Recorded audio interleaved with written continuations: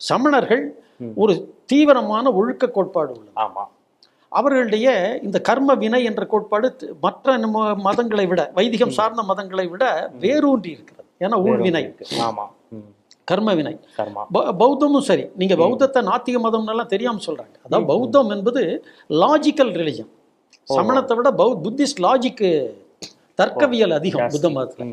அதனால அதை நாத்திகத்தோடு நெருங்கியதாக பார்க்கிறார்களே தவிர கர்மவினையை ஒத்துக்கொள்வர்கள் எப்படி நாத்திகர்களா இருக்கு? கர்மவினை ஒத்துக்கிட்டாலே முடிஞ்சது. ஆமா ஆமா.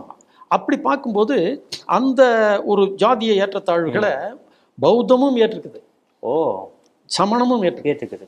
கர்மாவை ஏத்துக்கிட்டாலே ஜாதி முறையை ஏத்துக்கிட்ட ஆகணும், அது மறுக்க முடியாது. ஆமா. இப்ப அந்த வினய வினிச்சம் என்ற நூல்ல பூம்புகாரை பற்றி சொல்லும்போது இங்க அசுத்த ஜாதிகள் யாரும் வாழவில்லைன்னு சொல்லு.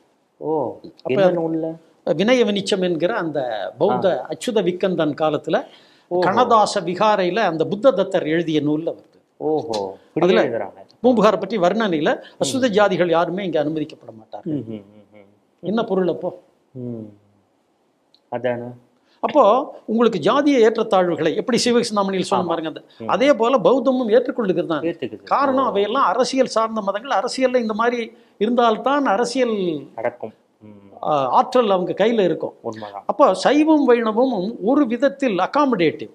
அதாவது இப்ப வைணவத்துல நிச்சயமா எத்தனை மீனவர்கள் வைணவ அடியார்களாக ஏற்றுக்கொள்ளப்படுகிறாங்க. நாகப்பட்டினத்துல அதற்கான அந்த தடயங்களை இன்றைக்கு வரைக்கும் பார்க்கலாம். அதே மாதிரி தான் சைவத்திலையும் இவரு அதிபத்தர். அப்போ எத்தனை விதமான அடியார்கள், வேடர்கள், இவங்க எல்லாமும் அடியார்களை. கண்ணப்பரை சொல்ல போனா அவர் தான் முதன்மை தொண்டராகவே சொல்றாரு.